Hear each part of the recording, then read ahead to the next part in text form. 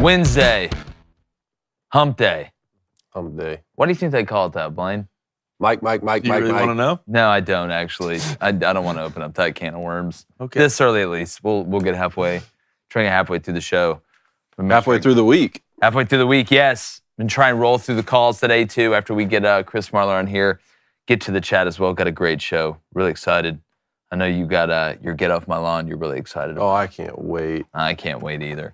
Michigan takes on Penn State this weekend in Happy Valley. The College Football Playoff Committee unveils its second week of rankings, and Chris Marler from Saturday Down South is going to join us to preview the top matchups for Week 11. I'm Jake Crane, and it's Hump Day. Welcome to Crane and Kump now.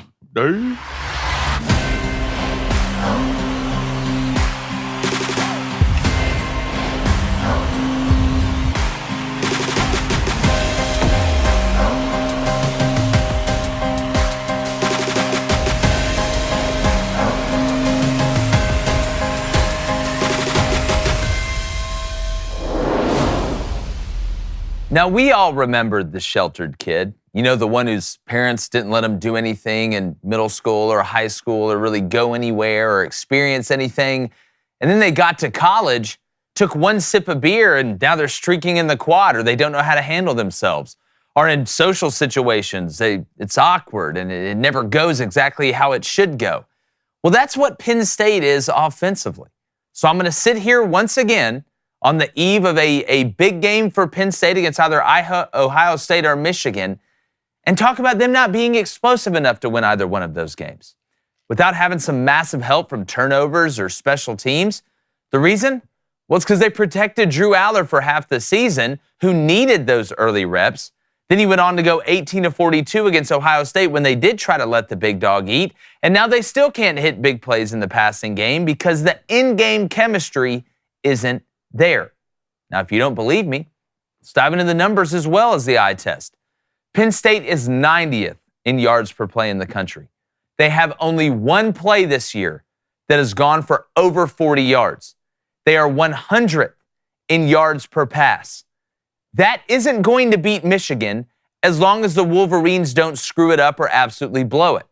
Now, I know that the Nittany Lions just tore up a Maryland team that is in a downward spiral, now having lost 4 straight games, but even those scores were mostly from 10 yards out and in. You are not making those drives against this Michigan defense. Now, yes, Penn State is fantastic everywhere else, but outside of them adding a couple defensive scores, Penn State is not going to win these games this season. Now, Aller, I think, is going to be a pretty daggum good player down the line, but I don't understand why James Franklin and his staff didn't let him go make some valuable early mistakes or be able to build that in-game chemistry. So, what is the path to a Nittany Lion victory over Michigan this Saturday? It's really their only trick, their only move, their dice roll from Superbad. Play small ball, try not to screw it up on offense, and try and outlast them, which I'm pretty sure is going to make for yet another close but no cigar moment in the James Franklin Penn State saga against Michigan and Ohio State, regardless of who's got what sign. I'm going to bring in my co-host, former Michigan quarterback, knows a thing or two about this game, David Cohn, my brother, former Western State, Colorado wide receiver, Blaine Crane. David, I just don't believe I'm going to sit here again, but you all know, did you know that sheltered kid? Was there that sheltered kid that, you let him go off to college, then all of a sudden he's on the FBI most wanted list? And he's sitting there on the bed like Forrest Gump. That's exactly. Like Steven Glansberg. Eating pudding by himself. Look, it's hard to argue against everything you're saying. I will say this. I'm very excited for this football game, and this is going to be a great one. And, Michigan's schedule has been heavily criticized, especially the non-conference schedule. And, this is a great moment to go on the road to State College and play a very solid football team and a vaulted defense. The last 4 games for Michigan, all been blowout wins. 52-10 over Minnesota, 52-7 over Indiana, 49-0 over Michigan State, and 41-13 over Purdue, which we watched together. And not one of those games did they rush for over 200 yards. It seems like Michigan's identity is changing a little bit, and they're leaning leaning more and more on J.J. McCarthy and saying, hey, you're the type of quarterback who can go win us football games. I'm interested to see in this game against this defense, and especially the way that the OSU and Penn State game played out. Is Penn State going to be able to stop this Michigan run game? And if they are, can they turn J.J. McCarthy over? That's the big thing. Hold them on third downs. Is Chop Robinson going to play? It looks like Chop Robinson may come back for this game for Penn State. That's an interesting question for me. And then, of course, if you're Penn State, you have to finish in the red zone if you're able to get in plus territory. You can't kick field goals. Yeah, well, look, I know how this game's going to go. Penn State is going to stop the run pretty well for most of the game, but they're not going to be able to take advantage of slowing Michigan. Eventually, J.J. McCarthy's going to hit a play. Eventually, the Wolverines are going to be able to go down and put some scores together. And Penn State's not going to be able to answer with touchdowns. They may kick 3 or 4 field goals, but the dam's going to break. This is just who Penn State is, I think, Blaine. I feel like I am as confident in knowing how this game is going to go. Again, if Michigan goes in there and plays awful, that's a different story. But I think if Michigan goes in there, lets gravity be gravity, doesn't screw it up, nothing crazy happens on special teams, I don't think Penn State can put together 3 or 4, 10, 11, 12 play drives and go down there and punch the ball in the end zone. They'll fight. Eventually, halfway through the third quarter, Michigan may get that 10-point lead. And then all of a sudden, it might as well be 1,000 points for Penn State because, again, they didn't let Drew Aller early go make those valuable mistakes. You can't just beat teams driving to the rack and trying to lay the ball up and dunk the ball. Sometimes you got to try and drive and kick. Sometimes you got to shoot well. Well, I think a couple things here. One, this game's an 11 o'clock game, right? Yeah. Yes. Which is huge for Michigan. Mm-hmm. It's huge. It's gonna be crazy regardless. I'm guessing it'll be, a whiteout and blase this, blase that. But you look at this game, and if you're an analyst or even a fan, what advantage does Penn State have on either side of the ball? What advantage? I can't find one. You got a couple players on defense who can play, but Michigan's been one of the best defenses in the country. Not even with their schedule is fine. If you know college football and you know what you're looking at, Michigan's a damn good football team. Haven't gave up, I don't think, 200 yards through the air the entire year. Can stop the run. I mean, against Purdue, you know it's great when you had questions about your defense and you gave up 13 points in the game. So right now, Drew Aller, if you're James Franklin, you can't approach this game how you've been approaching big games. You can't just small ball your way through this. It's not going to work. You're not going to win. You have to open this game up and let Drew Aller is your guy, all right? You got to let him take you to the promised land, man. You have to push the ball deep early, in my opinion. I kind of go back to the Ohio State-Michigan game last year. You're not going to get zero coverage. I know that. But you're going to have to push the ball down the field, even if you don't complete it, even if you don't get it. But the wherewithal to knowing of Michigan that they're not afraid to push the ball down the field. Then you can play. Then you can run. Then you can get Drew Aller outside the pocket, hit your 5 to 10-yard routes. I just don't see a way Penn State wins this football game. If there is, Michigan would have to lose it. Michigan would have to lose this game for Penn State to win. But you bring up, Penn State needs to push the ball down the field. And they do. But you've tried that one time all year against Ohio State. If you remember that game, not only did the vertical game look bad, the intermediate game looked bad. The timing looked off. It did. Everything looked forced. Everything looked tough. I just don't know, unless there's been some sort of coalescing this week at practice or through the Maryland game last week, which you're facing a totally different entity this weekend in Michigan's defense. Even if you try and push the ball down the field, David, has Drew Aller and this receiver group had enough reps or had enough opportunities to go through those things to be effective against one of the best defenses in the country? A defense that has given up double digits twice. They gave up 3 in the first game, 7 in the second. Against a UNLV team that offensively is pretty damn good if you understand how college football works and you've watched them. They gave up 6 to Bowling Green, 7 to Rutgers, 7 to Nebraska, 10 to Minnesota, 7 to Indiana, 0 to Michigan State, and 13 to Purdue. But people say, Michigan's schedule.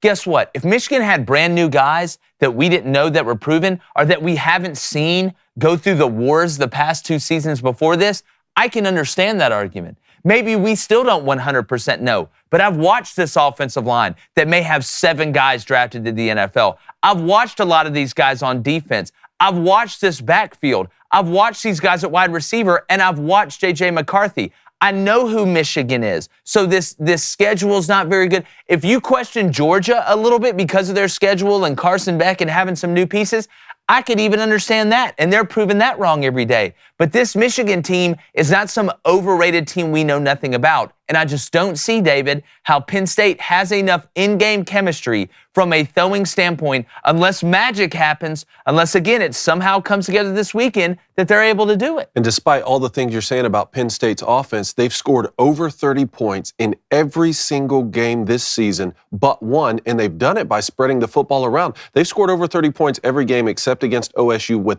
with only having a 100-yard rusher once, and with Drew Aller throwing for over 300 yards only once. So they're spreading it around. They're getting a lot of guys involved. The big plays aren't there, like you mentioned. But maybe part of this is like Jim Knowles and the Buckeye defense is just that elite, maybe. Because even against Iowa, they won 31. You're out-athleting guys. That's what you're doing. Yeah, well, you don't have to get super schematic and say you're just out-athleting. Some guys, some teams can just line up on a Saturday, no matter what they run, and just whip your ass. That's just the way of the road. Some guys are better than some guys. But when Penn State goes up against guys who get off the bus and kind of look like them, they choke it. And that's the one game they did, and that's Ohio State, where they averaged 1.2 yards a carry. You go do that against Michigan. You don't control the line of scrimmage, and you can't complete a pass.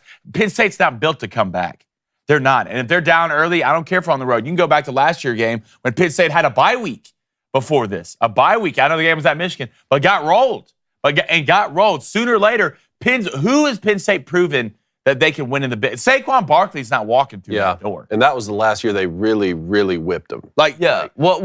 Again, you can't sit here, and they have spread the ball around to different guys, but it's been all in the short, not even really intermediate. You're 100th in the country in yards per pass, which means you're not attempting passes down the field to be able to accumulate or at least offset the swing route, the hitch, the slant, things like that. You're running the ball. You're protecting Drew Aller, running the ball, keeping it safe, keeping it in front. You've had a 100-yard receiver. You've had a 100-yard rusher, what'd you say, once in one game? You've had a 100-yard receiver, once in one game? Only one game you've had a guy go over 100 yards receiving? You've had one play hit, and it was a 72-yard touchdown pass, one play hit over 40 yards. Not saying that's not going to work against 85% of your schedule. It's brilliant against them. But Penn State and their fan base, they're not happy with just beating Indiana or Michigan State. They're not happy with playing third fiddle once again in the Big Ten East, and that looks like it's what's going to happen again this week. So again,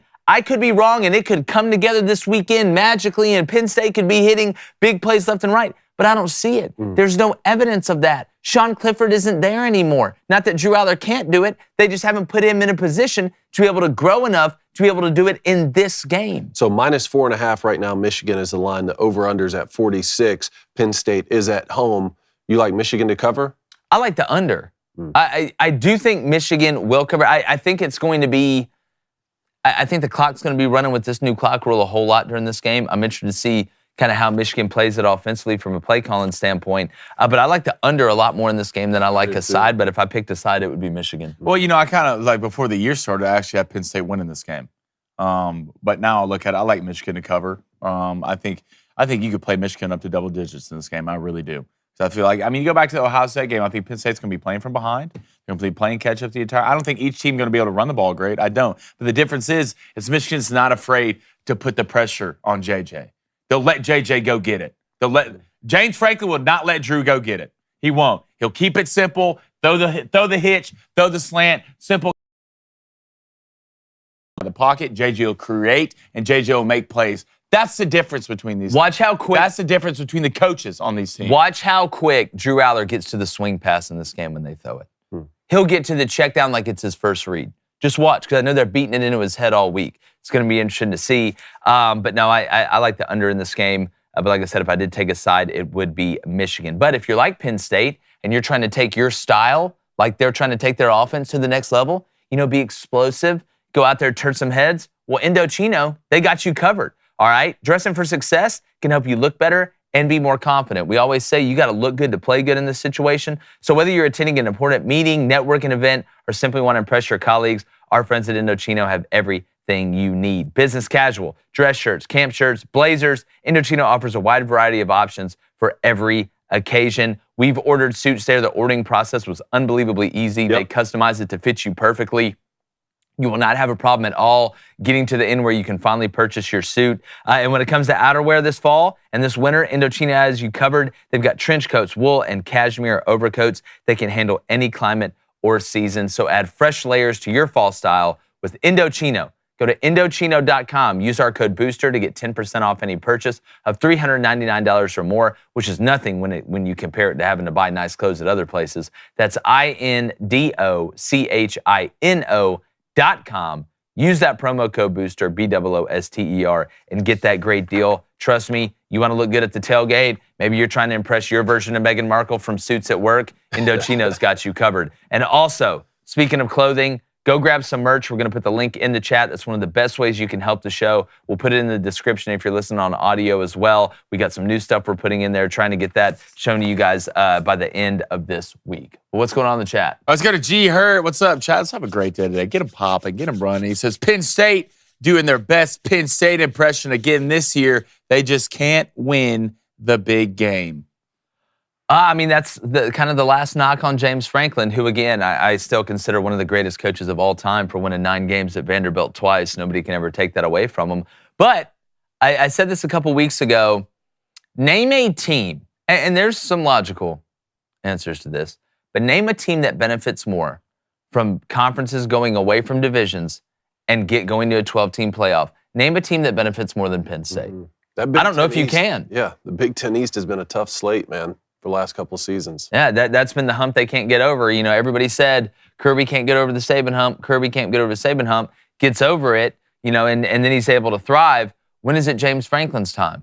Well, at some point, you know, you got to be able to hit explosive plays. You just can't, you know what I'm saying, make sure your kid's home all the time and not let them go out and play outside in the front yard with the neighbors. You got to let them go out there and make some mistakes. And even still, if they win this game, they could be in the driver's seat depending on how the Michigan-OSU game plays out. They win this game, it's going to get weird. It's about to get weird because you could end. have a 3-way tie. I mean, obviously, they're down a game right now with 2 unbeatens, but still. Let's go to Porter Osborne Jr. Does Penn State deserve another New York Six Bowl if they go 10-2 again this year? I mean, yeah, you look at what's around them. I got to see how everybody else finishes, but they'd obviously, you know, be very, very high in the conversation. I mean, you finish behind Ohio State and Michigan if you do in the Big Ten East, you know, basically finishing third, in my opinion, in the Big Ten. I don't care what happens in the Big Ten championship game. That's how little I think of the Big Ten West, which we're not going to have that problem after this year. But yeah, I mean, look, nobody's saying Penn State is a bad team. Nobody's saying James Franklin is an awful coach. But Penn State has been sitting here in the duplex for a while. They're ready to get to the suburbs. They went to school for 5 years. They got the good job. At some point, you got to be able to buy the house in the nice suburb with the fenced-in backyard and all that stuff. They just haven't been able to get it yet. Let's go to Adam Robinson. Hashtag Ask Cranico. Addy, what's up, man? Do you think Michigan could have a bowl ban for this year? I don't think they should, but I think it could happen. Look, anything could happen nowadays with the way that college football and the NCAA operates. But no, I don't think. I love the answer from the playoff committee when they asked them about Michigan. They said this is an NCAA issue. This is not a college football playoff issue. Thought Tim Brando brought up some great points about the Big Ten commissioner works at behest of the presidents of the conference. I don't think they're going to do anything to derail Michigan. I don't think there should be any consequence, and I don't want to get too far ahead because I know there's a get off my lawn today. But some other stuff is coming to light, and I know a couple weeks ago one of us said, y'all keep digging. You know, eventually you may find something that kind of falls back on your team, and that's where it looks like it's going a little bit. Try to tell y'all not to throw stones at glass houses, man. Yeah. Here's why you won't see a bowl ban, because one, the NCAA has not issued any statement or accusation of wrongdoing, and if they did right this second, Michigan would have 90 days to respond to that, which would be after the football season, which is why you've seen this pressure on the Big Ten to try and punish Michigan. Well, the Big Ten doesn't control any bowl games, right? The bowl games want Michigan because it's a university and a program that travels. They're going to want that revenue. And I'm talking about if this is outside the college football playoff. If they are one of the 4 college football playoff teams, we've already seen the past 2 weeks the commissioner of the committee come out, or the chairman of the committee come out and say this is an NCAA issue. Our job is to just evaluate the best teams. That's why I don't think you'll see any sort of bowl ban. Definitely. Let's go to Mike McLean. He says, if Penn State wins, will it be skill or will it be luck? Well, I mean, again, you got to have a little bit of both. Sometimes in these big games, you want to catch breaks. I think the most likely scenario in which Penn State wins this game is if Michigan goes in there and turns the ball over, or there's a crazy field position for the half, or penalties pile up against Michigan, and there's special teams mistakes. Yep. I think multiple things are going to have to go Penn State's way outside of the norm to be able to win this game. I agree with you completely. Strip sack, fumble type thing. Remember, Penn State had that against the Buckeyes, got called back with the holding on Marvin Harrison Jr., which shows how elite player he is, making plays even when he doesn't get the football. Strip sack, fumble, pick six possibly, kickoff return. Punt return, TD, something like that. And then you also are able to stifle Michigan's run game. That could be a recipe for winning to me. Let's go to Brad David, the man with two first names, with a $5 donation. Thank you, Brad and David. He says, Cone, was it tougher to play at Penn State or Ohio State? Penn State was the coolest environment that I ever played in. We played at night, wide out.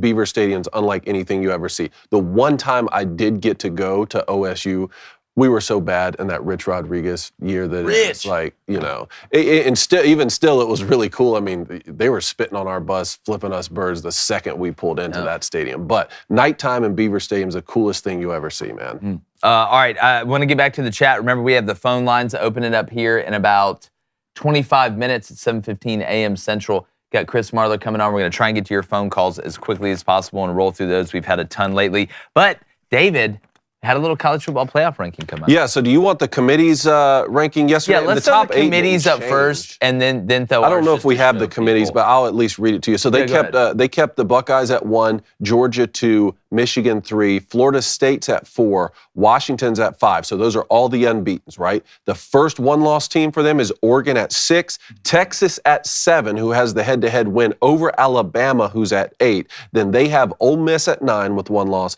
and Penn State at 10. Now, do we have our graphic? There's ours. Yeah.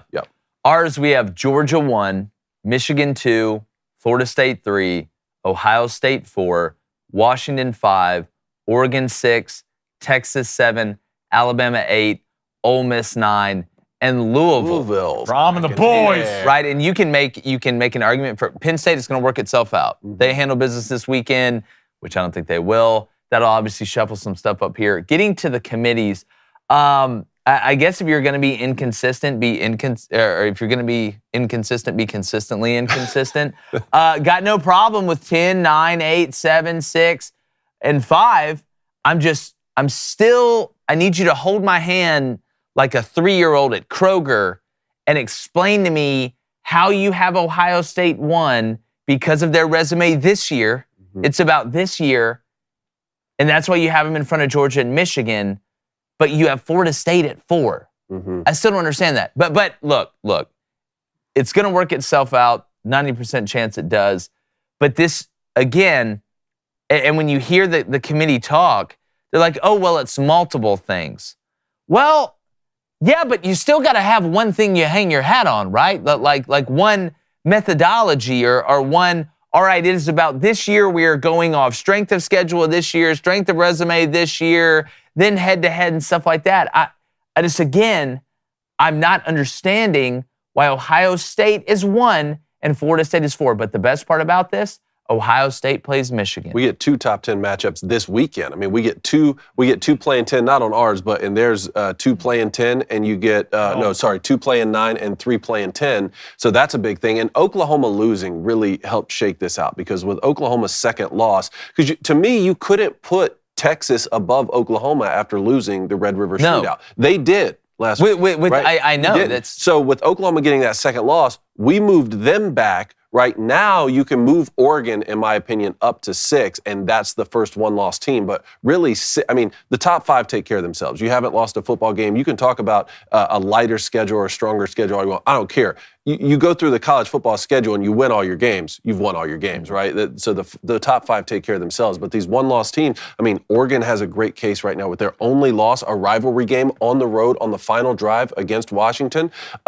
Alabama, double-digit loss against Texas. That game was at home, but still, that's your only loss. Ole Miss only lost to Alabama. So really, 6 through 9 right now is where it's the most interesting. No, without a doubt. And like I said, a lot of this is going to take care of itself. But with the committee. I just don't I think they watch the games. I was looking at that I was thinking that last night when I was listening to the commentary from ESPN. No, I think they watch the games. I think this is what happens. I think they go in there, all right, they sit down, everybody gives their spiel, you submit your ballot, and they say, all right, why do you think that Ohio State should be number one? Okay, this is why. Why do you think that Georgia should be number one? Another person says. So they say, you know what? Let's just mix all of it together.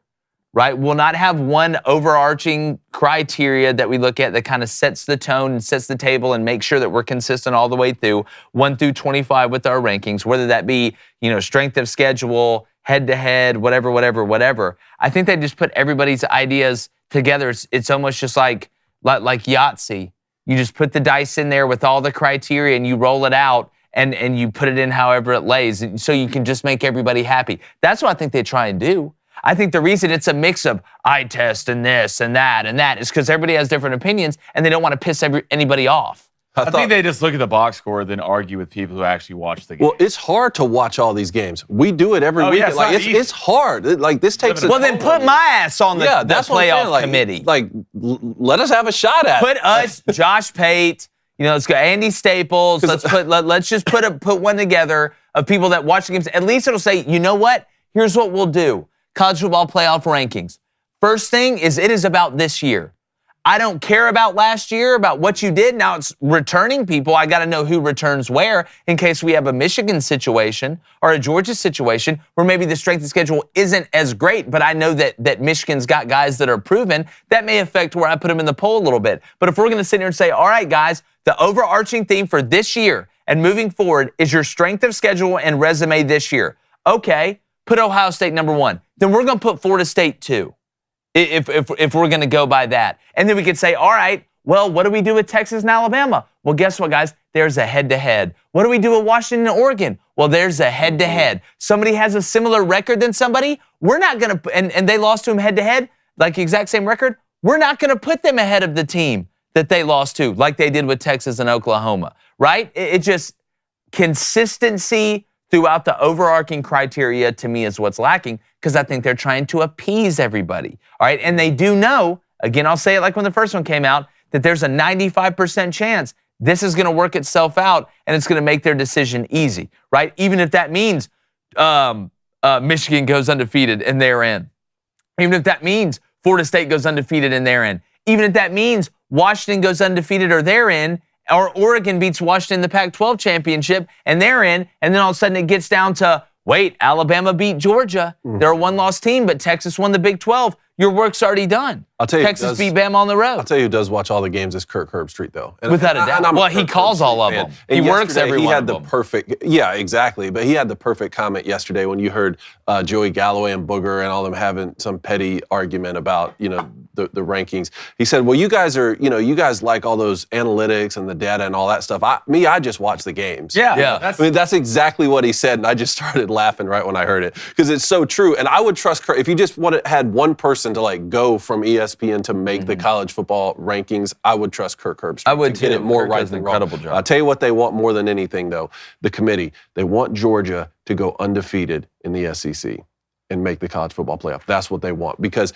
if they have a situation where a one-loss Alabama wins that SEC championship, and now you have the back-to-back defending champion losing that conference champion and that conference championship game, and they only have one loss, and then the rest of the college football landscape plays out kind of like we think it's going to with a possible undefeated ACC champ, a possible undefeated Big Ten champ, and then either a one-loss Pac-12 or Big 12 champ, it's going to be too much pressure to leave the SEC out of this thing, especially if you're having to look at an Alabama and Texas head-to-head matchup as that fourth spot. Oh, can you imagine? That's worst-case scenario for the committee. Scenario. You have the thought of having to leave out an SEC team, which we know how much money that pulls in, how much viewership, how much travel you're going to get for that, and you're having to decide between Alabama and Texas, two huge brands if it comes down to that fourth spot. Alabama and Oregon. I was thinking about this last night. Imagine an Alabama team that's only lost one game, all right, beats Georgia in the SEC championship game, and you have an Oregon team that's only lost one game who avenges their loss to Washington in the Pac-12 championship. Now you're going to have a scenario where... So that would mean Texas is out. You're saying Texas loses again. Or Yeah, either Texas loses again, or let's say that they're in the third spot somehow, and Oregon and Alabama some way are fighting for the fourth spot, basically, when it comes down to that. Oregon's only loss, like I said, is on the last possession on the road in a rivalry game, whereas Alabama's one loss to Texas is at home by double digits. You're still going to pick Alabama in that scenario, right? Even though that loss is a little bit worse of a loss. Well, I think look where Oregon is right now. I know. I mean, I think that has a lot to do with it. Oregon wins out right now, wins the Pac-12. Let's say Alabama wins out, wins the SEC. Which that's the question. How much is an SEC championship win over the defending champs? How much weight does that carry? To me, it carries a lot. No, it carries a ton of weight. Enough to jump an Oregon team that's really good, though? I don't know. But it doesn't carry enough weight to overtake Texas. That it doesn't, because you have the head-to-head. That's exactly right. Yeah. All right, well, speaking about good decisions, you need to make sure you're starting a podcast, any sort of business, you check out Shopify. They are a global commerce platform that helps you sell at every stage of your business. I get asked all the time. Got asked last week. Somebody was starting a podcast, wanted to do a merch store, things like that. Asked the best way to get organized. Doing it by yourself, it's very, very tough. There's a lot more boxes you have to check than what you think. Trust me. I use Shopify. We use Shopify. It's an incredible product. They make it streamlined. From the launch your online shop stage all the way to we just hit 1 million orders. Shopify's there to help you grow. Our marketing team uses them every day to sell our merchandise, and we love how easy it is to add more items, ship products, and track conversations.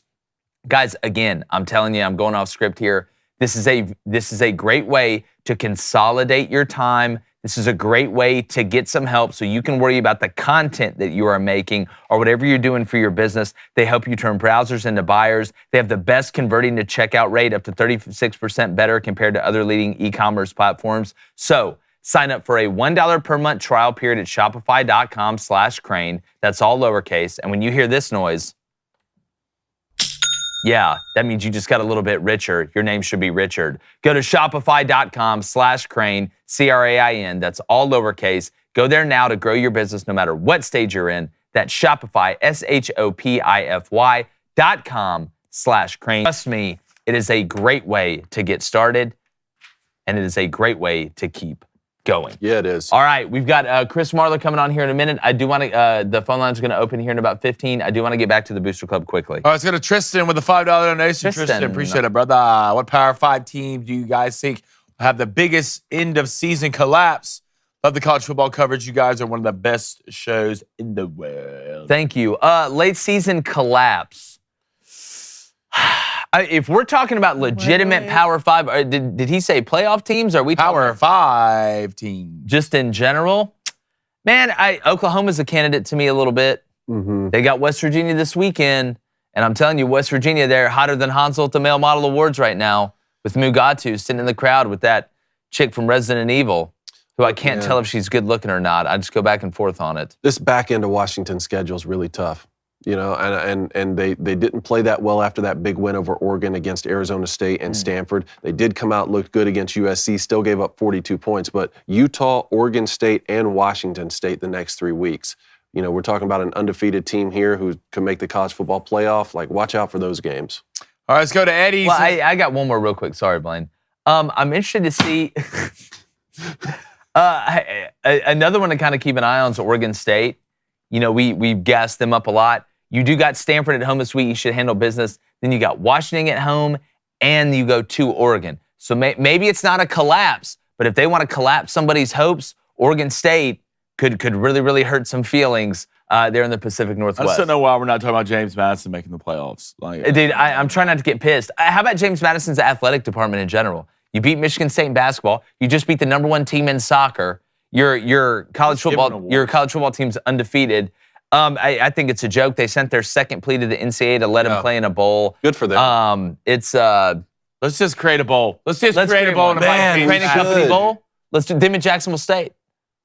Why not? Why not? Why not? How much does it cost? Reconnect with Rich Why Rod. not? Got money. You can reconnect with Rich Rod. Let's do your boy. Let's do it. It's your dog. Your boy. I'm surprised you put your trust in Ohio State guy and Kirk. Look, I'm a Kirk Herbstreit fan. I know him a little bit personally. I like the guy. But talking about epic collapses, I mean, let's not just gloss over the schedule for Michigan down the stretch either. You know, like I think they're a really good football team. Come on, Dave. Two of the next 3 weeks. Come on, Dave. You can't take it serious when he Look at his face. Look at him. Hey. That's like earlier. He's like, listen. He said epic collapse possibility. I love how Coney's like, listen, you know, look, Michigan may have averaged winning every game by 62, but there's a lot that they didn't has even to rush go for right. 250 yards in those games. Yeah. So I you know what I love during the live stream? Y'all watching Michigan and Purdue, and y'all getting pissed about them beating Purdue to death. I almost forgot they won 41-13 because I lost. You remember something in the chat was like, JJ McCarthy doesn't look very good as he's making like another like scramble throw, like 45 yards down the field. Even though he did look a little rocky. But all right, one more. You good? You ready? Yeah. Okay, let's go to Eddie. Actually, there is one more team. I knew. Bishop Sycamore. Florida State, undefeated right now. All right, says I'm in the minority here, but if Alabama beats Georgia in the SEC championship game, they get in over Texas. How? Better win late in the season versus loss earlier in the season. What? Man, I don't understand. I bet the committee puts Bama. They have proven over the last 8 years. There's no way. One thing they have been consistent on is they value head-to-head wins and losses. Listen, I think you're in the minority here because it's nuts. Why was Ohio State ranked above Texas? What? Why was Ohio State ranked above Texas before they lost? What do you mean before they lost? I mean, Oklahoma. Oh, sorry. Why was Oklahoma ranked above Texas? Yeah, I mean, that's a good question, too. That's what Jake's point has been the past 2 weeks is like, where's the consistency that you've showcased for the last 8 years since we've had this? Which I guess that speaks to the committee, like the committee members do change. I'm telling you right now, if Texas wins the Big 12 and has one loss at the end, and Alabama wins the SEC and has one loss at the end, and they put Alabama in over Texas, which they won't because Texas is ahead of Alabama right now. The same thing I think with when you look at where Oregon is, something's up. Then like legitimately something's up because if there's anything that should clarify anything, it is the one loss this team has is to the other team we're comparing them with at home by double digits. Yeah. What else do you want? It does feel what like Harvey Dent evil villain is in there saying that stuff? Trying to get me all worked up. Nick Trying to look at the hat Marler's got on. He looks great in it, man. Let's go ahead and bring on. Let's go ahead. It fits him so Let's go ahead and bring on Chris Marler of Saturday Down South. Chris, you're a logical human being, like 95% of the time. Like 95% of the time. All right. Blaine. Yeah. Even we're all a fan of somebody, and if you're not, I feel like you should be federally investigated. If Texas ends the season Big 12 champ with one loss, Alabama ends the season SEC champ with one loss, vying for that fourth spot, Texas has to be in, right? I'm so thrown off by the federal investigation comment, and we're not talking about Michigan. So I know, right? No, you will talk about Alabama not making it in. There's a chance. So, I mean, the thing is this, like, should they get in over Texas? Absolutely not. I could see the committee doing it because the committee has done some things that don't make a lot of sense, like rank Michigan third with the 111th ranked strength of schedule in the country right now, going into week 11. So I think that, like, you could easily make the case that Bama gets in and beats Ole Miss, LSU, Tennessee, and Georgia, 4 ranked wins, right? 4 ranked wins, like 2 against top 10 teams as of they would be right now. I would have a hard time understanding why they probably wouldn't have a case to get in over someone, but I don't see the path. Like, the path that's a nightmare for the SEC is if Washington, Florida State, and Ohio State or Michigan win out. Yeah. Those 3 teams are getting in the playoff. Yeah. And if Texas wins out, then you are going to be on the outside looking in if Bama beats Georgia, and the SEC will not get in. But that's a crazy thing to think of because the SEC has played for 16 of the last 17 national championships. Well, it has been that kind of anomalous, I finally get to use that word, year, right, in college football. Yes, I can read minds. But it has been a crazy year in college football. So if there's ever a year for the SEC not to get a team in the playoff, it would probably be this year. I do want to push back, Chris, and this is why I love bringing you on here, man, because we can debate these things without getting emotional. The Michigan argument and strength of schedule. Yeah. If Michigan had a brand new team right? If Michigan had a team with a new quarterback and they replaced a bunch on the offensive line and there was a bunch of new players that the past 2 years hadn't made the playoff and lost in both ways, right? Didn't have 7 offensive linemen that could possibly get drafted. I think we know who Michigan is because they return so much, right? And that's a real thing. Like their returning experience, we've watched them for the last 2 years, right? They went in there and got shoved in a locker by Georgia, which we can debate on which Georgia team was better over the past 2 years, not this year's team, but previously. Then they go out there and roll their helmet against TCU and think they're going to win, and TCU finds a way to kind of backdoor them there at the end. I think we know more about Michigan than we know about some of these other teams, to be honest with you, Chris. Did you say backdoor their way into a win when they put up 54 points on? Well, I'm talking about. Let me put it this way: surprise people. Kind of shock people. None of us thought TCU would win because it was TCU, right? Up front, that's more of a. I think a lot of us want to be. What's what I'm looking for here? Like the confirmation bias of like, well, I don't think TCU is going to win because think about TCU last year, man. The committee, for whatever reason, they played ranked opponent after ranked opponent after ranked opponent. Especially in the month of October, they played like four in a row at some point, and they won every single one of those games. And it was like, we'll move them up a spot. Because we just were not going to be impressed with TCU. I'm mainly giving Michigan a hard time because I'm giving David a hard time. And I'm fully aware of how good of a team they can be. They can be. I don't think we know what Michigan is because they haven't played anybody. And I'm not saying that to be a jerk or just continue to beat a dead horse. But it is the month of November. It is November 8th today. November 8th. We're going into week 11, and they haven't played a ranked opponent. They've played 5 ranked opponents in the regular season in the last 2 years, including this year, 3 years combined. And 4 of those 5 teams were Penn State and Ohio State. It's a little bit of a joke. And I think that they are really good, and they can play, they're going to get a ton of players drafted and blah, blah, blah. But we don't know who they are. They haven't played anybody. See, I Chris, disagree. I'm confused. You said we know they're really good, but then say we don't know who they are. So I don't remember saying that at all, Blaine. They're going to have probably over 12 guys drafted on their football team. So, Chris, they're pretty damn good. I will agree with you 150%. Wow, okay. On the non-conference schedule. And I've said it, and these guys can back me up on this. The Michigan scheduling, UNLV and Hawaii and UConn, all these non-conference games year after year, to me is unacceptable. And we need marquee matchups in college football more than we need undefeated teams. I don't care how smart of a strategy it is to do that, to remain unbeaten. They're just playing the game, right? That's why I don't mind the College Football Playoff Committee penalizing them, especially in these early weeks of rankings, by saying we value strength of schedule. That's the non-conference, though. In conference, you just have to play the teams you have to play. And if we're talking about, well, Maryland's really bad and Michigan State's really bad, part of having a really weak schedule is you just beat everyone to sleep all the time. And this is part of this goes with Georgia too. Everyone's saying, well, Georgia hasn't played anyone. They're just really good and they just beat all the teams they play. And the other half of this is when you talk about strength of schedule, who makes those rankings? Who gets to decide? When you talk about 111, this is more man-made subjectivity. And also, the final point on that is the strength of schedule really shouldn't come into play until all the games have been played. OSU's big win over Notre Dame looks less and less good every time they lose, right? Look at a win over Oklahoma State now compared to a win over Oklahoma State earlier in the year. When we had written off Oklahoma State after losing 33-7 against South Alabama. And now they can win the conference. USA. The only pushback I would have on one, your question in general, because every time you were almost done with the question, you were like, in another half of this, in the last quarter of this, and the last fraction. I wasn't good at math, but I know college football. Don't push my friend. I know you do. But Michigan, Michigan is admittedly the team that I have put in my own crosshairs of this is a joke because they've gotten to this point of the season without playing ranked opponent. You brought up the UNLV thing. What's funny about that is that's arguably their best win. UNLV, Don't you discount Rutgers. I saw you tweet their best win was Rutgers. Rutgers isn't bad. Rutgers is a good football team.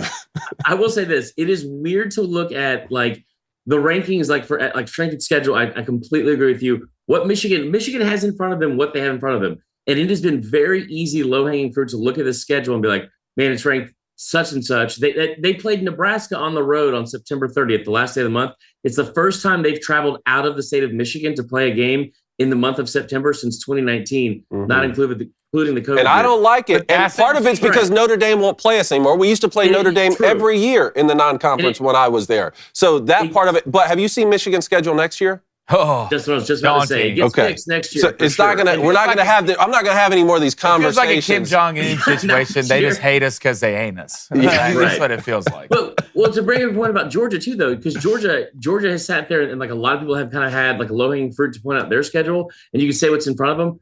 As much as like all the crap I just gave Michigan, in the top 10, the team with the lowest lowest opponent winning percentage. So like the winning percentage overall for all of the opponents you face, the lowest one is Georgia by far. It's the only one under 40%. It's 38.5% winning percentage for all the teams they've played so far. So like that's way worse than Michigan. Mm-hmm. You're welcome.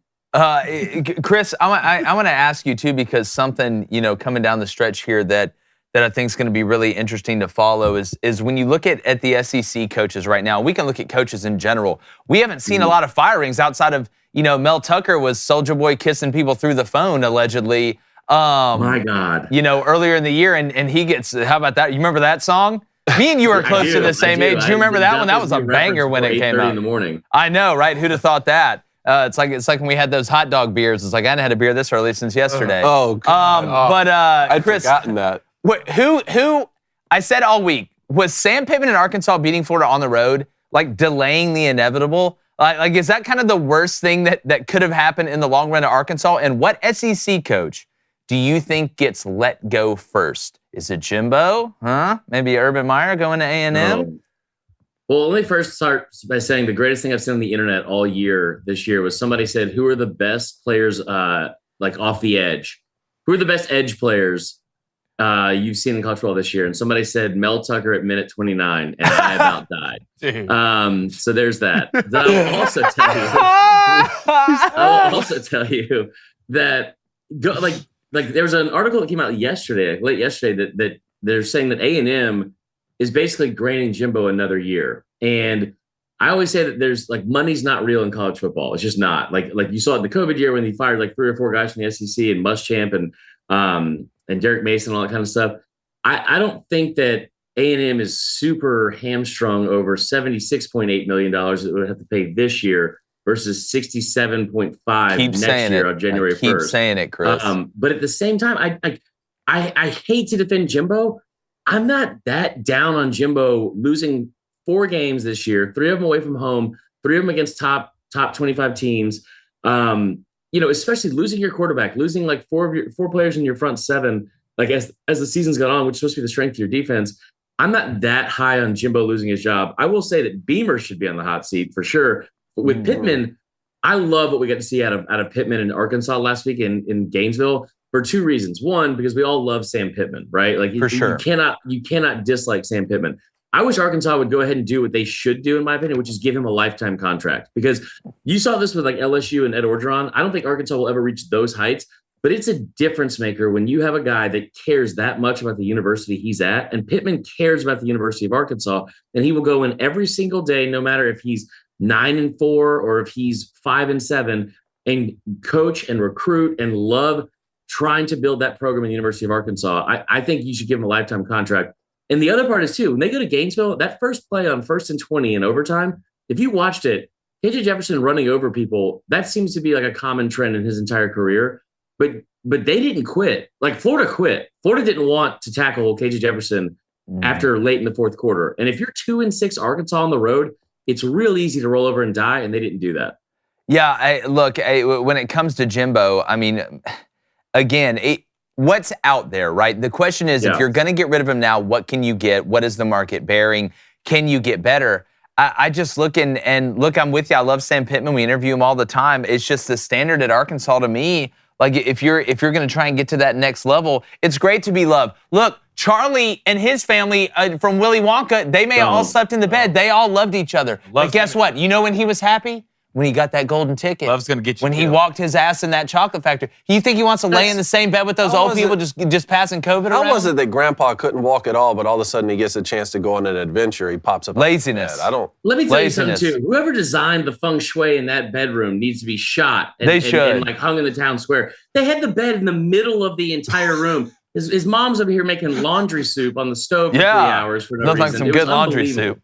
Laundry soup. I think pretty sure Willie was killing all those kids. Wasn't he? Yeah, look, they said, Yeah, he they was. said, how do you Was. think he Like, made the like, chocolate? he was a serial killer. Look, it's, Yeah. Hey, and Peter Pan's the villain. Don't you ever yeah, forget don't that, ever forget Chris. it. All right, y'all got some questions or what? David S. got a question just for you, Chris, the man who loves tacos. God. He says, does this Alabama team remind you of the 2017 Alabama team when they were flying under the radar until they won it all? Because it feels like the exact same thing this season. 2017 Alabama was ranked #1 in the country for the entire season until they lost at Auburn. So no, 2014 a little bit, I guess, because the comparisons to 2014 are probably the most accurate ones for me because the quarterback situation is kind of similar. You have a guy that nobody thought was going to win the starting job necessarily, and then does. They have a little bit of the same skill set. I hate to do that, but they have a little bit of the same skill set, even though Blake Sims set records in the passing game. I love this team in Alabama because they get better each week. And every single week they get doubted, mainly by me, and they somehow prove you wrong. Like it's not always pretty. This week is the first time all season you have seen what I would call a vintage Alabama team over the past 5 or 6 years. They put up over 500 yards of offense. They put up over 40 points. Because how many times have you looked at the box score after a Bama game this year and you're like, oh, okay, they won 34-20 against Tennessee, and then you look at the box score, it's like, they gained 340 yards of offense. Like, what the hell happened in the second half of this game? Like, I've been really impressed with the halftime adjustments, the coaching adjustments. It's been a lot of fun to watch. It's going to come crashing down in Atlanta, but it's been a lot of fun to watch. Well, Chris, it's always a lot of fun when we get to watch you, my friend. I know you guys got the Saturday Football Uncensored podcast that you got released that everybody's enjoying. I enjoy it myself. It's one of those things where, when I'm laying down in my bed at night, I get to listen to Chris Marler's sweet voice before I go to sleep. Yikes. Yikes. Yeah, I know. Appreciate that. There's a strike on YouTube right there. Yeah, there. But no, Chris, thanks for joining us, man. Tell everybody where they can find your work. In the theme of the Connor Steiner stuff, I'm not going to tell you where you can find my work, but I will tell you that we will Connor knows get where it into is. on the episode later today. Yes, making my debut. Saturday It'll be great. Football It'll be Uncensored. great. But no, it's Saturday Football Uncensored. We have new episodes every Sunday night. We have a live show, and then Thursday as well. Happy late birthday to you, Jake. Thank you, Chris. Love coming on. Appreciate y'all having me. Chris, we love having you, buddy. See you, Connor. Great job. Bye. Bye, Connor. Tell Connor we said what's up. All right, man. Talk to you soon. Chris Marler, one of our favorites. But speaking of favorites, before we get to calls here, we got to get to Get Off My Lawn as well. Get off my L. Genucel. On my phone. Guys, sit back down. Hey. Thanksgiving's just 2 weeks away, and just in time for the holidays, Genucel, which is skincare for men and women, is offering their best sale of the year. Men, I need you to listen, and women too. Okay, but men, I need you to listen. I know right now some of y'all are scrambling for Christmas gifts. It's still early in the process too.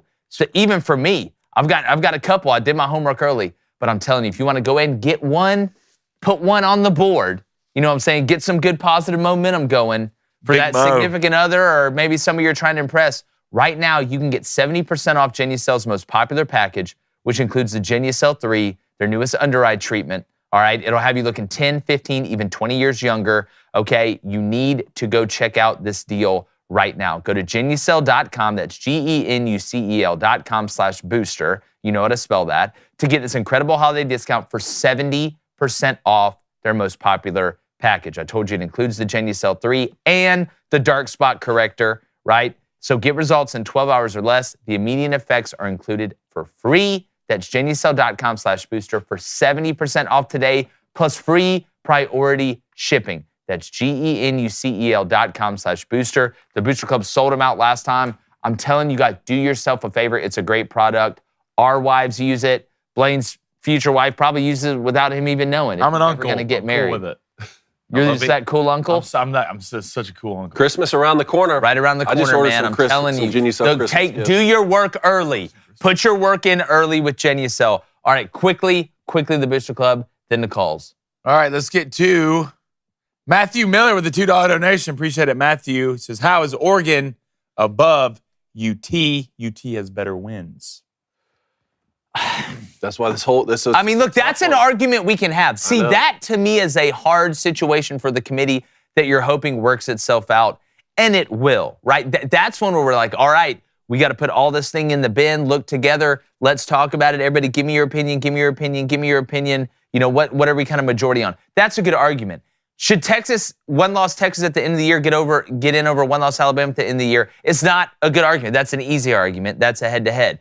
Ohio State being ranked number 1 in the country because of their resume and what they've done this year, I can understand that. Then why the hell is Florida State ranked 4? You can't explain that to me to make it make sense. Let's go to King Infamous with the $5 donation. If Alabama and Ole Miss finish with 1 loss, do both get in the playoffs? Depends on what happens around it. It would take carnage. It would take carnage. I think what would have to happen, Alabama would have to run the table, beat Georgia.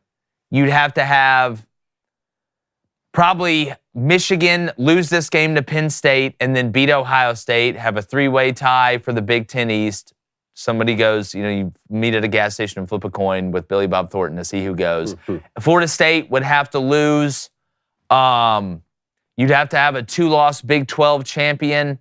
If the SEC is going to get 2 teams in this year, it's going to take some carnage across. These are the championship weeks. Crazy things always happen, but it does feel like this is going to be the first time in a while where the 4 playoff teams are conference champions. Or we hadn't seen, 2 Big Ten teams got in last year. We've seen 2 SEC teams get in. Well, Kansas State won the Big 12 last year. Kansas State beat TCU. Again, I don't know how that happens. Even with a team like Georgia, right? Georgia hadn't lost a game. I can't remember. The last time they lost a game, I think it was the SEC championship game against Alabama when we were still at the College Football Hall of Fame. But if they were to lose this SEC championship game, or let's even say lose to Ole Miss this weekend and then win the SEC, it's going to be tough for conference champions not to make it in this year with how many polished one-loss teams you're going to have. Well, ask yourself this. Kansas State beats TCU in the Big 12 championship game last year, has 2 losses, doesn't get in. Not only do they not get in, they don't get in favor of the team that they just beat on a neutral site to win their conference. And you say, how the hell would you let a 2-loss conference champion not get in? What happens in some crazy world, and I know we're playing hypotheticals and we need to get off my lawn, but what happens if Michigan runs the table and loses to a 2-loss Iowa in the Big Ten championship? Or OSU. I was thinking this last night. What if the winner of Michigan OSU is undefeated, goes into the Big Ten championship game and loses to whoever the Big Ten West produces? You can't put them in. Well, let's say Bama loses to Kentucky or Auburn and they're a 2-loss team, but then they beat Georgia in the SEC championship because they still win the SEC West. That's the greatest thing about the 12-team playoff, is that'll be able to work itself out. Because Kansas State would have made it last year in the 12-team playoff. That's one of the best things, because one of the hardest arguments is, well, you have 2 losses, but you just beat the team that was previously undefeated in the conference championship game. Who goes in a 4-team playoff? To me, I would always default to the team that won the head-to-head. That's what I would default to, because they won the conference too. It's like a double win. And that'd be fair. So, again, it's an interesting argument. But speaking about interesting arguments, every Wednesday, David Cohn, we all know is really a 75-year-old, nursing home resident in the body of a 34-year-old, or I don't know if you're 35 now. He's telling somebody to get off his lawn. Cohn, who's getting in their car, driving downtown, meeting you behind an alley, and who are you telling to get off your lawn? You leave Allie out of this, all right? She didn't do anything to you. Greg Doyle needs to get off my lawn. Doyle sucks. If you're wondering who's Greg Doyle, you're not alone. I didn't know myself 24 hours ago. But Greg, with 2 G's, is a columnist of sorts and a Heisman Trophy voter. And he went on a tweet storm yesterday proclaiming Michigan's sign-stealing scandal should end quarterback J.J. McCarthy's Heisman candidacy. He went on to admit the first rule of Heisman Trophy voting is you don't talk about Heisman Trophy voting, but then did just that and stated, we need to be more like Jim Harbaugh and break rules. Do you see what happens when you give people a little power who don't deserve it? The NCAA can't even be bothered to issue an accusation of wrongdoing to the Wolverines, yet Greg Doyle can declare them cheaters and penalize their players from winning the most coveted trophy in the sport. Now, whether or not an athlete should be eligible for an award if they participated for a program that benefited from systematic rule violations is worthy of a conversation. But Greg himself already set forth criteria for integrity back when Johnny Manziel was being left off ballots, claiming, to me, integrity is a slippery slope that gives voters way too much leeway when in fact it ought to be easily measured. Did the player have enough integrity to stay academically capable, legally available, and NCAA eligible? Then he has enough integrity to win the Heisman, unquote. Justine, can you play the clip, please? You talk different than you did before. Why do you talk different than you did before? Greg talked different. Now, I'm not going to spend too much time on Greg. He's just a pawn in a complicated and convoluted game of bureaucratic institutionalization, one where special interests run deep and red tape wraps tight. Now, we should be talking about an undefeated Michigan team going on the road to Beaver Stadium this weekend to play a one-loss Penn State and asking if J.J. McCarthy can be accurate enough downfield to actually have a Heisman moment. I don't have him in my top 5 currently. Instead, we're watching the powers that be play out some pathetic rendition of a high school melodrama. The same powers, mind you, that will allow men to compete in sports against your daughters and sisters without saying a word, now want to reality TV-ify opponent scouting?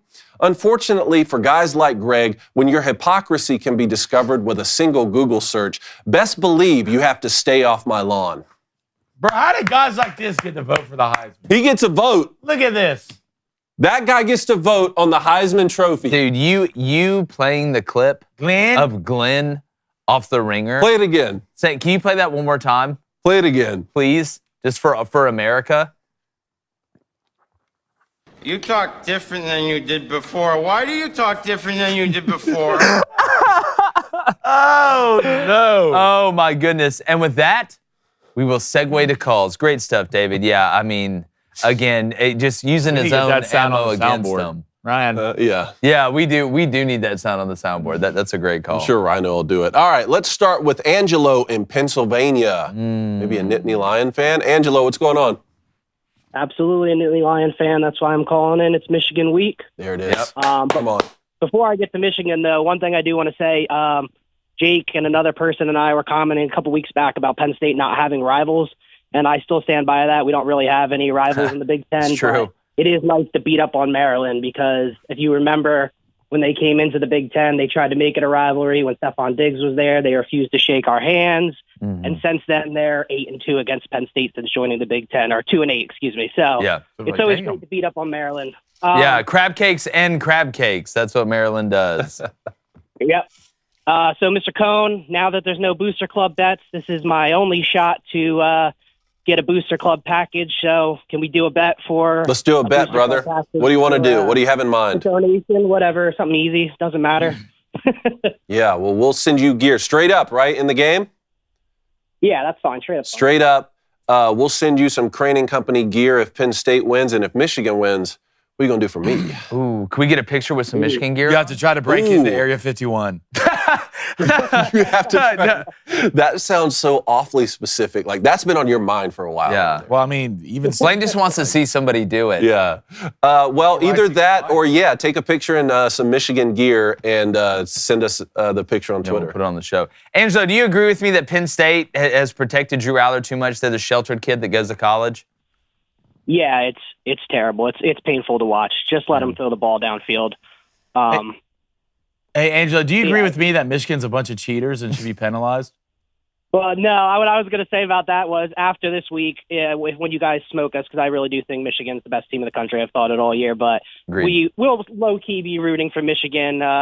This whole thing is a sham, and we all know it. So. Wow. Do you see that? Do you see what kind of fans Crane & Company has? My God, I've never been more proud in my life. But, Angelo, if Michigan goes and loses, and let's say loses, by a touchdown or more, like that's going to be a bad look for the Wolverines. It really is. Yeah, especially with the way Penn State played against Ohio State. If you guys do anything but blow us out, I think it's kind of a moral loss if there is a such thing for you guys.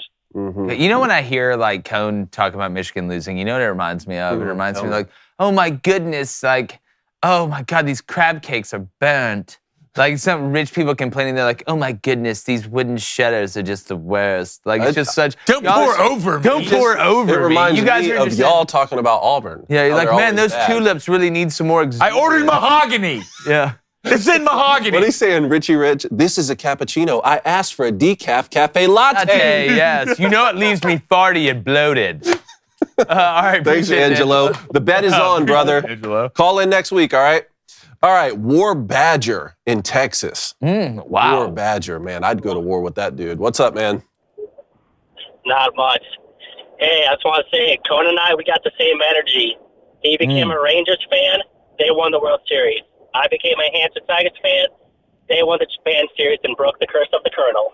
Yo, the Hanshin Tigers, I've seen this. I saw this. They won it. Tigers? I saw when they were up, 2-1 or something. They ended up finishing it out. Tell me about it. Yeah, they were down 1-2 and then won in 7 games. But people want to hear about the curse of the Colonel. What is that? So apparently, before the '85 Japan Series, a bunch of fans were at some river and were jumping in while Randy Bass was on the team, and there was no Caucasian person there. So they grabbed a statue of Colonel Sanders by KFC and dumped it in the river, and then haven't won it since then until now. You can't disrespect the Colonel. Yep. So they also found the head and a right arm, I read, and that they had to find the glasses and left arm, but they never did. Well, so they finally broke the curse of the Colonel. Did they eat like Kentucky Fried Chicken in the locker room after? I don't know, but a bunch of people jumped in this river that I read is basically like toilet water. So. Look, sometimes you got to do what you got to do. You know how much toilet water I'd jump in if Auburn could sneak their way into the Natty this year? Sometimes you got to crawl through a lot of shit to get to. Yeah, that's exactly right. It's a Shawshank. Have you seen redemption Shawshank? situation. That's exactly right. But no, go ahead.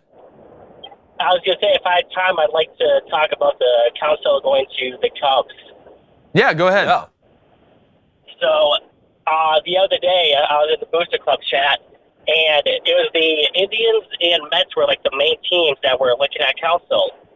So I saw they signed Stephen Voss and then Mendoza. I was like, sweet, he's come back to Milwaukee. And then like minutes later, our good friend Straight posted in there that council was going to the Cubs. I never went from 100 to 0 so quickly. Like, you're excited? Like, are you excited or no? No, I'm a Brewers fan. Gotcha. Okay, I get it. Yeah, I mean, what do you feel? Is it a little bit of betrayal, you think? Well, I mean, the Brewers owner doesn't really pay much to get players. It's like all through the draft, and then whenever their ace pitchers are nearing arbitration, they'll either trade them away. So don't really keep it just only recycles and can't make it far in the playoffs with that. Yeah, well, it's hard to blame Craig for leaving, to be honest. Especially, you're going to a mecca. And I love the Brewers. I got a ton of respect for Milwaukee. But, I mean, the Cubs, that is one of the biggest brands in baseball. I can understand that. Yeah, and he's so close to home, so. Definitely. All right. Well, War Badger, Appreciate it, War buddy. Badger. Thanks, bud. Thanks, man. All right, let's go to Jose in Ohio. Jose, what's up? You want to know how I got these scars? I'd like to know. Just don't get too close. Joke. Yeah. Look at me. Sorry, guys. Hey, it's Wednesday, and I choose hate. I love it. I have no reason to be excited this week. Why? You have a lot of reasons to be excited this week. I'll give you 2. You get a chance. All right? You get a chance at the big dogs, man. That's all you need.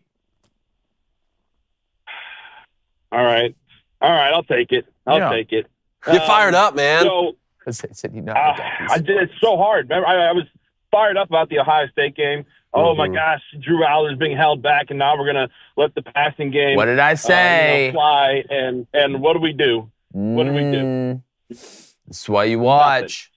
Open up that oven, smell those muffins. Y'all were saving it for this game, right? Yeah, I've been saving it for the last 3 years. Like the Jalen Monroe, Alabama situation totally, in Texas.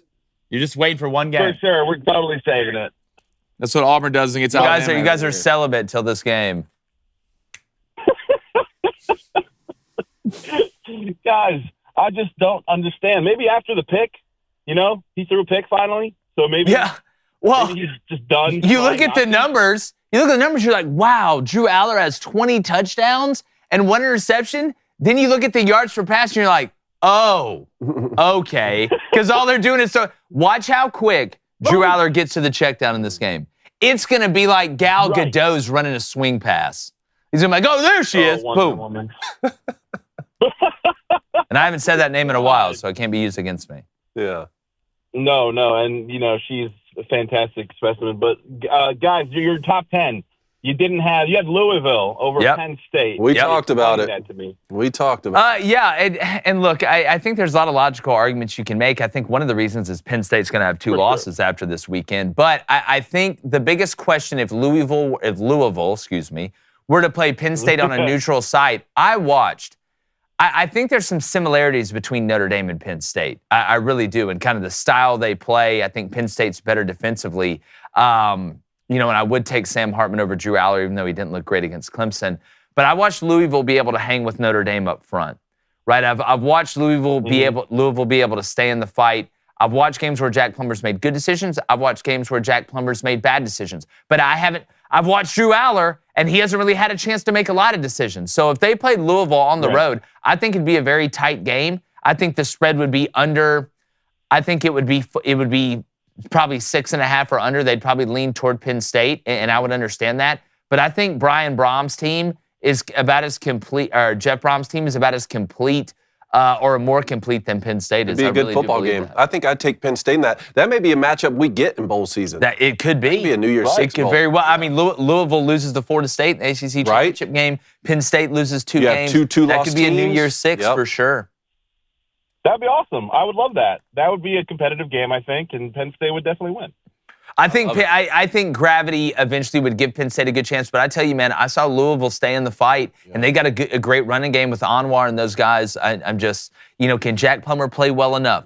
That's the question, because they can hold up on defense. Correct. This isn't a one-trick pony anymore.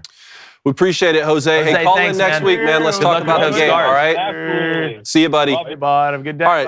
bud. Let's go to Charlie in Pennsylvania. Charlie, how you doing? A chocolate factory? Chocolate factory situation? Willie? Charlie, you sound Technical just like difficulties. Justine. Charlie, it is. Oh, yeah, Charlie. You did. Is that Charlie or Justine? Don't go in the chocolate river. He's so lucky Justine. he sounds like me. Don't do it. Justine, if you're going to call in under an alias, you got to change your voice. I'll try harder 2023, next but time. figure it out. I'm not as good as What do you want me to Stallions. do? I'm panicking. He's All panicking. right. Let's go to Jack. All right, let's go to Jack in Minnesota. Jack, talk to me. Hey, boys. It's been a while since I've called in. I think the last time I called in was when I was wanting Minnesota to finally win a playoff game. And they did. What'd I tell you? What'd I tell you, Jack? You got to believe. I know. I was thinking the whole time. I'm like, God, I hope Jake's promise comes through. And then I heard you talking talking about the game, and you're like, I was just hoping that Jack would finally just get a win for his Twins. And I was like, oh, thank God. So, Yeah, I was like the kid from Angels in the Outfield, right next to the dugout. I was like, put in Hemmerlinger. There's an angel that's licking his neck. It was a great series to watch, and like I said, I was just hoping for one playoff win. Anything after that, awesome. I mean, I went to the last Houston and Twins game. I went to the last playoff game here in Minnesota, and I was like behind Houston's dugout, and it was just an incredible atmosphere. I've never been to a playoff game for any sport ever, and it was just absolutely incredible to go to. It was Man, I'm excited for you guys. Awesome. For some reason, I've always low-key kind of liked the Twins outside of that one time against the Braves that we don't talk about. Yeah, so I wanted to call in because honestly, today's going to be one of the last times I'll be able to call in for a couple months. I just got some stuff that I'm going to be doing over the next couple months and won't be able to call in. But is that good or bad? Like, is this your way of telling us you're getting kidnapped or what? Skyhook? No, I just have some personal stuff that I just have to deal with, unfortunately. But just some stuff that I got to deal with. Yeah. But, I was wondering. So Minnesota Twins, we obviously have some people that are going, some people that we should sign because we clearly need people that can hit the ball. But I was wondering if you guys are the Twins GM, who do you re-sign? Who do you go get? Who do you trade away? Because I honestly think we should re-sign Michael A. Taylor because I thought he was great for us at center field because we don't know when Buxton's going to get back. We made a qualifying offer to Sonny Gray. We picked up the club options for Max Kepler and Jorge Polanco. Yep. So I'm just kind of wondering, like, who do you guys re-sign? God, I hope they get rid of Joey Gallo. And, like, who do you go get in maybe even free agency? I know the Minnesota Twins aren't exactly the biggest spenders out there in the free agency market, but kind of you have some great momentum going into the next season. You guys finally won a playoff game. Like, do you just go all in now, or kind of who do you think they should go target? Who should they re-sign? Who should they trade away or trade for? What do you guys think? Well, I was glad to see them exercise that option on Kepler and Polanco. By the way, did you see Nelson Cruz retiring? By the way, speaking of God, I don't know if you saw it. I was so upset when he left, because I think everyone deep down just loves Nelson Cruz for sure. Reason. 464 homers. The guy just dropped tanks. Here's my thing if I'm the Twins. All right, if I'm going to go out, number one, I'm with you with Gallo. I know we live in an age where the strikeouts don't matter as much as they used to, but at the end of the day, he's just become a liability. I don't think the juice is worth the squeeze there. You've shown that you can win in the playoffs. You have a nice core. I think you swing for the fences, man. Yeah. You know, pun intended. Yeah. Why not go take a shot at a big-time name? Why not, though? You're not going to get Ohtani probably, but why not go get him? Because sometimes if you shoot for the moon, you may end up hitting on a star. So there's a couple guys out there right now. But my biggest question is pitching staff going into this next year. You know, being able to keep some of the continuity there while also bringing in some arms to help get you over that last hump. But now I'm with you with Michael A. Taylor. But why not try and go big? I mean, why not go get Acuna and Austin Riley from the Braves? What'd you just say to me? Why not go get them? Hold on. Why not go get them? I think they love Minnesota. Minnesota's a great place. Nah. Yeah, it's gonna be strike 2 on YouTube when I have to smother you for saying that. What about like Matt Chapman? Because clearly, like Royce Lewis, great third baseman, but he's obviously an injury for liability. Put him at DH. Great. Yeah, true. But I'm like, Matt Chapman, one of the best third basemen. I think we can all agree he's great. But I just think that, I mean, it was honestly a stretch for us to even sign Carlos Correa for $200 million for 6 years. Like, Minnesota is a very stingy team that doesn't want to spend a whole lot of money. But I'm thinking if I'm the owner, I'm like, hey, we came pretty close to beating an Astros team that's been unbeatable for almost the past decade. You got to strike while the iron's hot, and if you're going to go spin, now's the time to spin. I mean, you gave him a taste. For sure. I mean, you go get Nick Castellanos. There's a war going on in the Middle East, so he's probably going to have his best year. Yeah, without a doubt. Anything important happens. But Jack, man, good luck with that stuff. Hey, we're not going to be able to hear your call for a couple months, but man, when you get a chance, holler back at us. Yeah, I'll call you guys as soon as I get back, though. All right, Jack. Thanks, buddy. See you, Jack. All right. Justine, is Charlie on the line? Yeah, he's good to go. All right, Charlie in Pennsylvania. Talk to us, man. Love you guys more than I can tell you, but I got to tell you, I'm an angry guy today. I'm a Michigan fan all my life. I'm 67 years old, so my lawn chair is made of carved granite. I love it. You live in Rock County. Come on, man. Talk to him. You know, I was born and raised in Rockland County. How funny is that? So, well, yeah, look around, look behind you. Yeah, well, see, so here we go. Now, I don't know where to begin and end with this whole sign stealing crap, but the hypocrisy is endless. I don't hear anybody call out ESPN. Sign stealing, they stole conferences. They wrecked the Pac-12. Where's my Rose Bowl going to be? Where is, you know what we dreamed of was beating USC at Pasadena. Didn't happen a lot, but we dreamed about it. Okay? I still see Rod Simpkins laying on the 3-yard line, All-American linebacker for Michigan, but the referees called it a touchdown. Simpkins gets up holding the ball. Nobody ever stepped in and said it wasn't a touchdown. So I think about the lack of governance, the hypocrisy. This is a tackle. Hit him in the knees. It's no good. Hit him up. I played football in the 60s, man. We all wanted to beat Dick Butkus. R.I.P. We used to try to knock the paint off your helmet in practice. And if you didn't, our coaches said, you and your sister get back and do it again. Yeah. Wow. That's exactly right. Now I need 3 lawyers to tell me what's a legal hit. Yeah. And then the most sick thing of all, quarterback scrambles for his life. He's running to the sideline. He throws the ball desperately out of bounds. Holy smokes, it's intentional grounding because this behemoth that wanted to eat his head Couldn't catch him, and so it's intentional grounding. The next play to stop the clock, he throws the ball through the center's legs. I mean, I can't sort this stuff out. I want foot. You know what a fumble was when you were a kid? You dropped the ball. Now it's, you see, the ground can't cause the fumble. What are you talking about? Yeah. You know how you didn't fumble? You didn't lose the ball. Look, Charlie, I think there's a lot of points, man, that you bring up when it comes down to, number one, the hypocrisy of the NCAA. We could sit here and talk about that the selective enforcement. You look now and it seems that other schools are being caught, or at least Michigan has some documentation of other schools stealing their signs, which I said, you keep digging, you're going to find a lot. When it comes to the rules against defenders, I'm 100% with you. I don't know how you tackle anybody anymore. I feel so bad for the guys in the NFL. I'm watching guys hit guys in the strike zone at quarterback and still get roughing the passer called. Half the time, when you're looking, and I'm watching a game, it gets stopped 350 times to be able to look at stuff that you could tell in real time.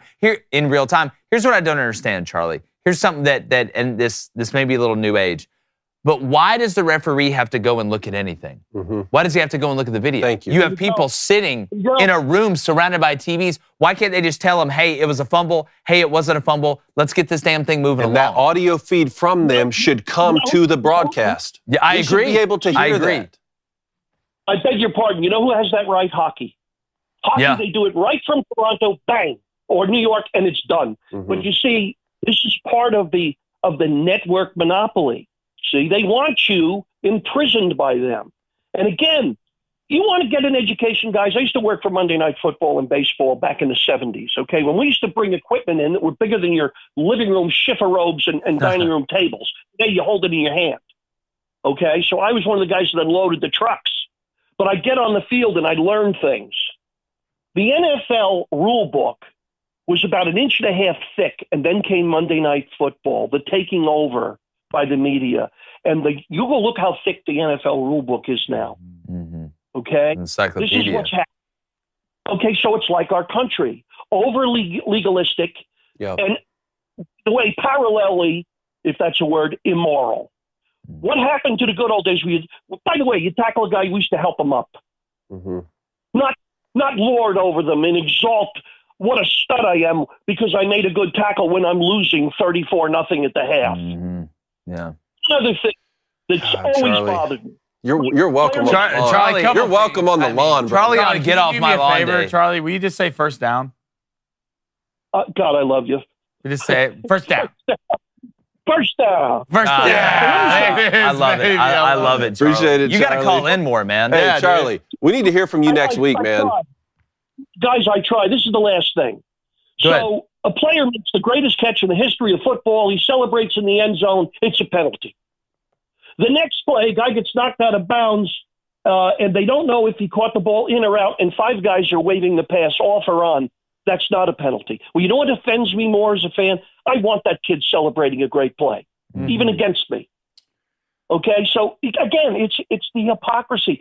This guy acting like a happy player who worked his whole week to make that catch, that's a penalty? Yeah. I'm with you, dog. It's crazy because it's the entertainment business. That's what it is. Yeah. No, Charlie, I'm with you, man.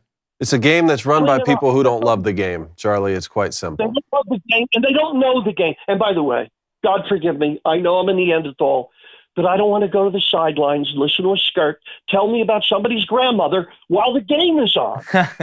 That's pregame stuff, right? I love it. For sure. Look, I don't want to see him throwing flags either. I got to tell you, guys, my father made Robert De Niro, Robert Duvall, and little George C. Scott. If you mix, that was my old man. He was a legend, okay? The guy got up angry and went to bed even angrier. This was him. My older brother caught a ball on an interception, still a New York State record, ran the ball 105 yards for a touchdown because he was too dumb to down the ball. And I always tell him it was the greatest thing in the world, but unfortunately, Dad beat you down the field yelling at you like the great Santini. It's the truth. I love that it. Record can't, because you can't advance an interception out of the end zone anymore. It's crazy, man. It's crazy, man. It's crazy. But Charlie, thanks so much, buddy. Thank you, Charlie. Call in next week, brother. See you, man. See you, man. Thank you, brother. Thanks, Charlie. Thanks, Charlie. All right, boys. Is that it for today? Yeah, if you want it to be. Kevin, that's End it with Charlie? Are we going to go rapid fire here or what? Smoking Gator in Tampa. You have 20 seconds, brother. Can you condense what you have to say for us? I will try my best. So feel free to stop me if you have to. But y'all know that I've been a staunch defender of Billy Napier, and I still like the guy a lot. But I just want to give some honest thoughts about Napier real quick. Go ahead. Be honest. I think Billy, the CEO, and especially Billy, the recruiter, can stay at UF. But in my opinion, Billy, the play caller, has to go. Now, I've seen some Florida fans make the argument that he called a good game against Arkansas and that it was our defense and special teams that let us down, which I think is fair. But overall, I think Billy has not been consistent as a play caller. But hey, you know what? That's totally okay. As a head coach, you're not going to be great at everything. I mean, look at Missouri after Drinkwitz gave up play calling. Huge difference. So, Billy, if you're listening to this, if you watch Crane Company, which if you don't, you should, keep recruiting. Keep evaluating talent, okay? Buddy, you are clearly good at those. But just give up the play calling. And then I'll conclude with this. I saw a stat, I think, that said that no team in the playoff era has won the championship with the head coach calling his plays.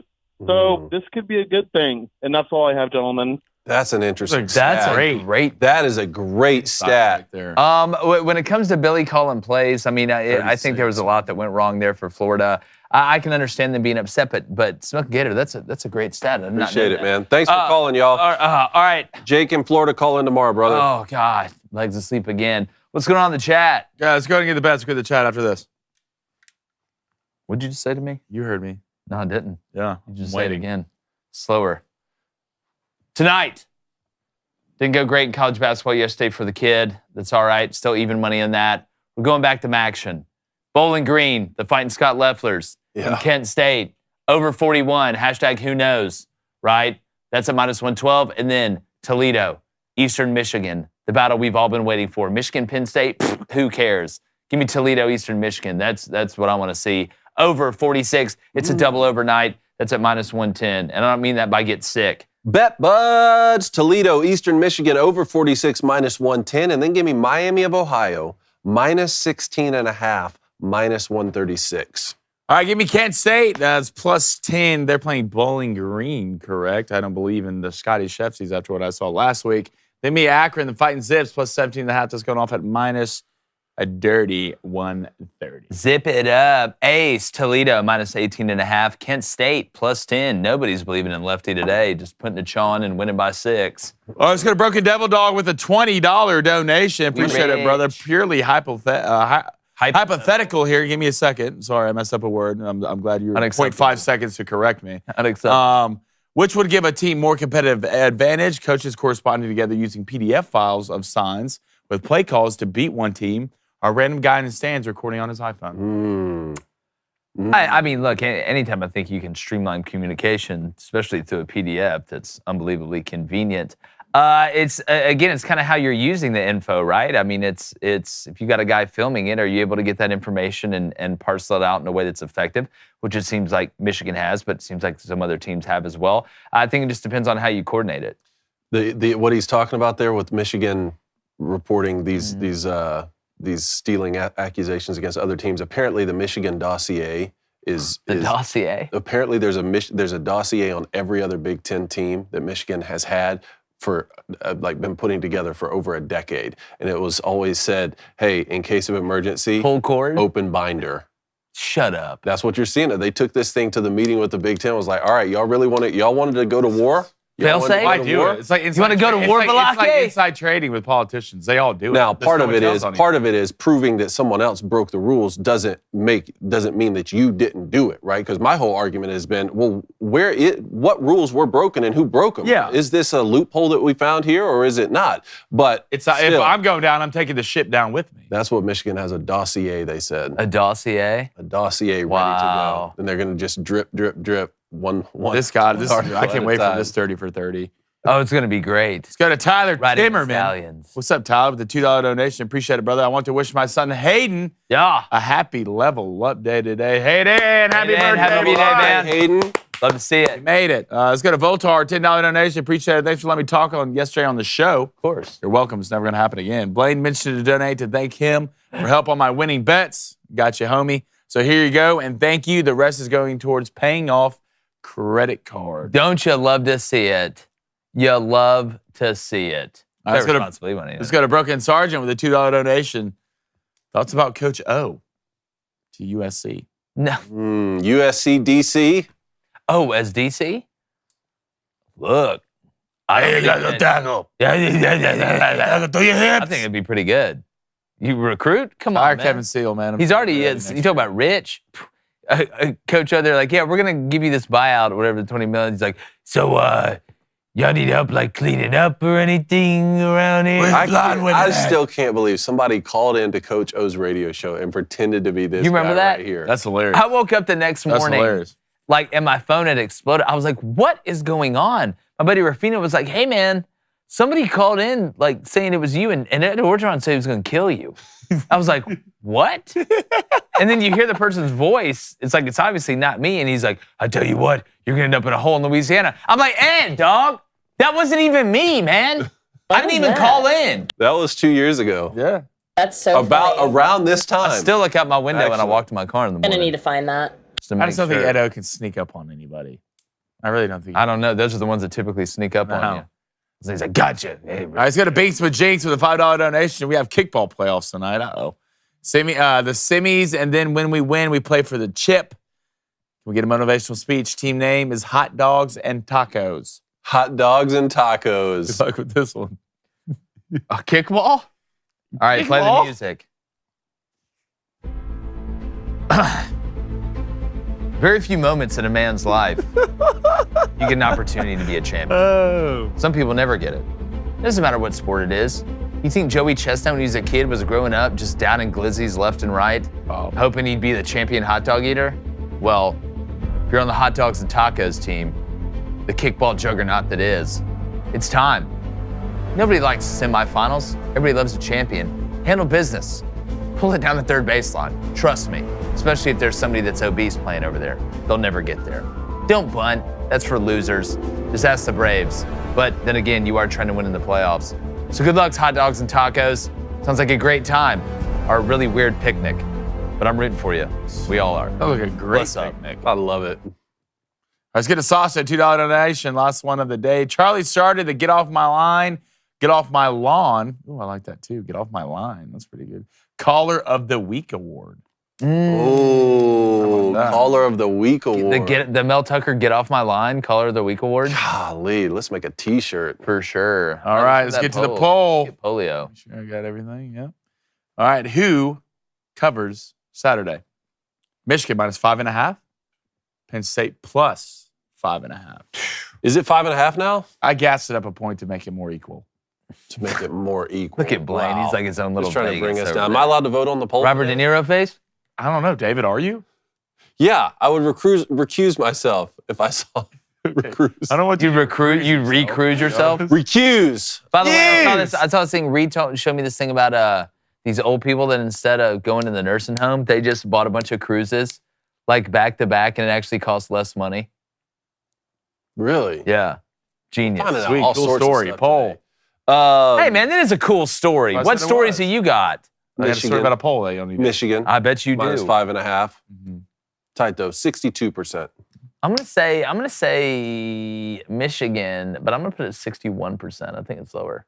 Okay, I'm gonna go Michigan. Okay, Penn State plus 5.5, 26%. Oh, it's a murder. Michigan minus 5.5. I don't like how you bet Michigan. Look, I love how y'all agree. I love the under at 46. It was truly at 46, and we love when you guys come hang out with us. Make sure you check out all our sponsors. Go buy some of that merch. We put the link to it in the chat. Really appreciate you guys. Thanks, Chris Marler from Saturday Down South. Everybody that called in. Got a great show for you tomorrow. Going to keep you in the know and keep it covered. And like the chances of Penn State hitting multiple explosive plays this game against Michigan, we're going.